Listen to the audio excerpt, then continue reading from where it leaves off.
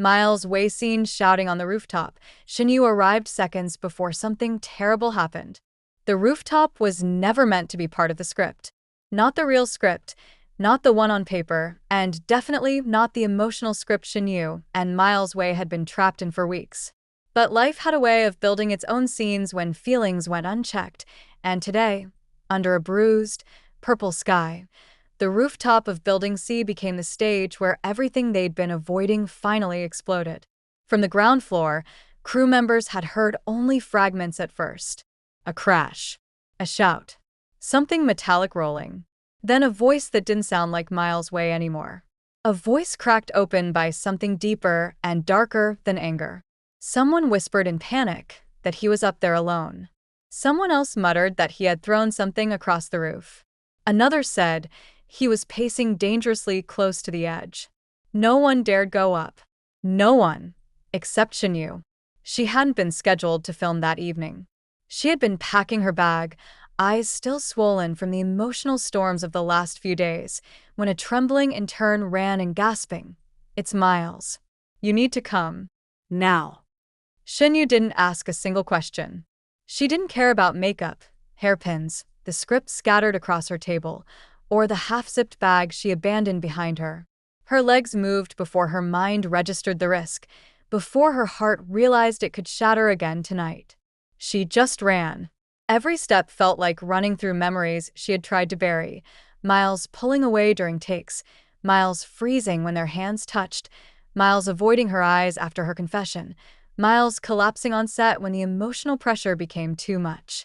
And now this. Now the rooftop. Now shouting. She pushed through the stairwell door so hard it banged against the wall. And she froze. Miles was on the far edge, his back turned, shoulders shaking as if the wind itself was arguing with him. "Miles," she called softly, but the word barely left her throat. The air was too heavy. He didn't turn. He didn't even flinch. Instead, he shouted into the sky, a raw, grief-soaked sound that didn't belong to the confident man the world admired. It was the sound of someone breaking for the first time after holding everything inside for far too long. Shen Yue stepped forward. Slowly, carefully, like approaching a wounded animal trapped in a corner. "Miles." This time her voice cracked. "Please look at me." He spun. Not calmly, not dramatically, violently, as though the voice he had been running from had finally caught him. When their eyes met, something inside him collapsed. He wasn't angry anymore. He wasn't trying to scare her. He looked lost. "Why did you come?" he demanded, though his voice wavered. "You shouldn't be here." "You're shouting on a rooftop," she replied breathlessly. "Where else should I be?" He exhaled sharply, as if her presence physically pushed the air out of his lungs. "You don't understand," he whispered. "Then help me," she said. "Help me understand." But he shook his head. Not in refusal, more in panic. For a moment, he looked past her. Past the rooftop. Past the studio buildings. As if seeing something she couldn't. "It won't stop," he said. "Everything inside me won't stop. They're talking. They're watching. They're twisting everything I do. I can't breathe in there. I can't breathe when you're hurting, because of me. I can't breathe when I'm the reason you cry." The confession stole both of their breaths. Shen Yue stepped closer, cautious but steady. "Miles, I'm not crying because of you." He laughed. A broken, humorless sound. "You expect me to believe that? After everything I've done? After all those days you walked past me, without looking up, pretending you were fine? After every time I pushed you away because I couldn't handle what I was feeling?" His voice cracked again. "You expect me to believe I didn't break you?" Her silence answered for her. Miles stumbled back a step, gripping the railing as if the truth physically weakened him. Then came the words that pierced her. "I never wanted to hurt you. I just didn't know how to love you without ruining everything." The rooftop fell silent. Wind swept between them, cold and restless, carrying away the last of Miles's defenses. Shen Yue's breath trembled.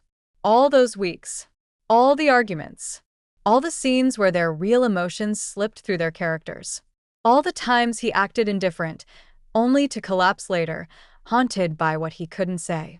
It all made sense now. But Shen Yue wasn't ready to let him slip back into guilt. "You didn't ruin anything," she said gently. He shook his head again, stepping away from her instinctively, toward the edge. "Don't," she whispered urgently. "Don't go farther back." His heels stopped just before the ledge. He stared at the distant city lights as if they were calling to him. "I've been fighting myself every day," he said. "Fighting what I feel, fighting what I want, fighting what scares me. But today I felt it snap." He ran a trembling hand through his hair, breath shallow.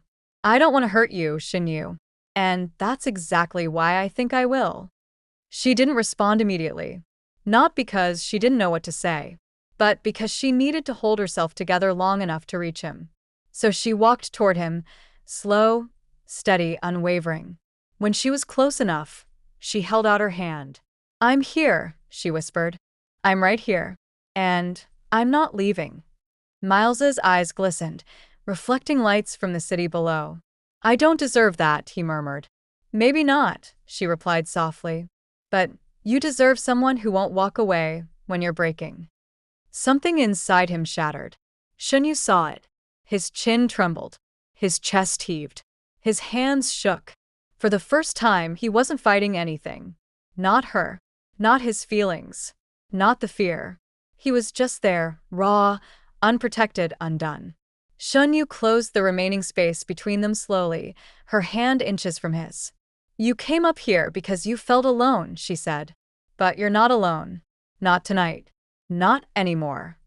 Then, gently, "Come with me." For a terrifying moment, she thought he wouldn't move. Then Miles exhaled, a long, broken release, and placed his hand in hers. The second their fingers touched, he collapsed, not physically but emotionally. His forehead lowered to her shoulder as a harsh sob tore through him, one he tried to stifle but couldn't. She wrapped her arms around him, without hesitation. He held on to her as though she kept him from falling. Minutes passed. Maybe longer. She didn't know. She only knew that the rooftop didn't feel dangerous anymore. It felt like the place where everything finally surfaced. When he finally spoke again, his voice was barely audible. "I didn't want you to see me like this." She held him tighter. "You're allowed to break, Miles." "But not in front of you," he murmured. "Not when I'm supposed to be the one holding you together." She pulled back just enough to look at him. "Miles," she said softly, "you don't have to be strong for me. You just have to be honest." Silence. Charged. Heavy. Healing. Then, with more vulnerability than he had shown in years, "I'm scared," he whispered. "I know," she replied. "But I'm here." His grip tightened. "I don't deserve you," he said again. "That's not your choice," she answered. He finally looked at her, really looked. Not with guilt. Not with panic. With something closer to surrender. It was the first step back from the edge. The first step toward everything they had been avoiding. The first step into something neither of them knew how to name yet. But they didn't need the words tonight. Shen Yue kept holding his hand. Miles didn't let go. And the rooftop, once a place of fear, became the quiet ground where two hearts finally stopped running. The wind on the rooftop changed the moment Miles's hand touched hers. It wasn't dramatic. It wasn't loud. It was quiet, almost cautious, the kind of shift that happens when someone on the verge of breaking finally lets themselves breathe. But Shen Yue felt it, the trembling in his fingers. The way his weight leaned toward her as though the world had become too heavy to stand alone. The way his shoulders shook each time he inhaled. She had never seen him like this. Not during press tours. Not during late-night rehearsals. Not during the tense weeks when he kept pushing her away. This was Miles' way, stripped of performance, stripped of image, stripped of all the walls he had built. And it terrified her.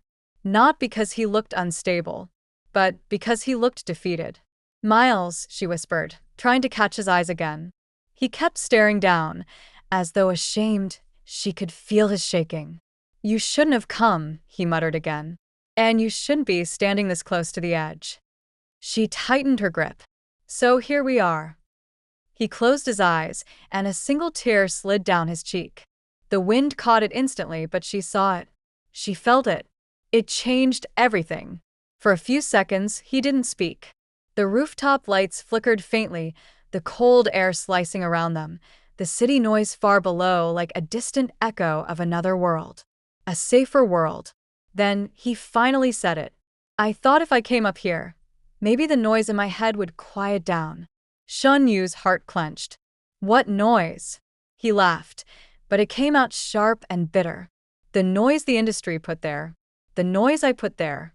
The noise of every rumor, every camera pointed at us, every time someone said you deserved better, or that I ruined your career, or that I didn't protect you enough. He looked at her at last. And it wasn't anger. It wasn't panic. It was guilt. Raw. Heavy. Crippling. I hate what I'm doing to you, he said. Every day, every scene, every headline, it's all my fault. Shen Yue stepped closer, closing the distance he kept retreating into. You're not hurting me, Miles. He flinched at the words. You're lying. No, she said firmly. I lie when I say I'm fine. I lie when I pretend your coldness doesn't sting. But this? What you're saying right now. You're wrong. And I won't let you punish yourself for things you didn't do. He looked away. But she wasn't done. You think this rooftop is about guilt? It's not. This is about fear. You're afraid of how much you feel. You're afraid of ruining everything. You're afraid of loving me out loud because you think the world will use it against us. Miles's jaw tightened. Maybe they already are. A gust of wind hit them, forcing her closer. Miles instinctively pulled her in so she wouldn't stumble. For a moment, they were pressed together, breaths mixing, hearts pounding in sync.